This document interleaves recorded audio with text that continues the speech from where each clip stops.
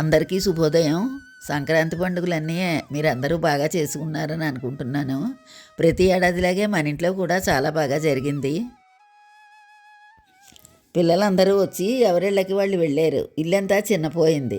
తాతయ్య గారు, నేను పిండి వంటలు వండుకున్న నూనె మూకుళ్ళు మిగిలాం. ఎప్పట్లాగే మునిమనవడు మునిమనవరాలతో గొబ్బిళ్ళు, భోగి మంటలు అన్నీ యథావిధిగా జరిగాయి. పూర్వం ఇంట్లోనే వంటలు అవి వండించేదాన్ని. అయితే ఇప్పుడు బయట నుంచి తెప్పించేస్తున్నాం భోజనాలు. అయినా పిల్లలు నేను కలిసి కొన్ని రకాల వంటలు ఆవళ్ళని బొబ్బట్లని సరదాగా ఇంట్లో కూడా చేసుకుంటాం. ఎంతైనా మన చేత్తో మనం చేసుకుని పెట్టుకుంటే ఆ సరదా వేరు కదా. సంక్రాంతి పండుగ అంటేనే పిండి వంటలు, ఇంటి నిండా చుట్టాలు, పిల్లలు, హడావిడిగా ఉంటుంది కదా. మన ఇంట్లో కూడా పిల్లలు ఆటపాటలతో 3 రోజులు చాలా సరదాగా గడిచింది. సంక్రాంతి పండుగ అంటే కొత్త అల్లుళ్ళు అంటాం, కానీ పాత అల్లుళ్ళకు కూడా ఎక్కువ మర్యాదలే చేస్తాం కదా.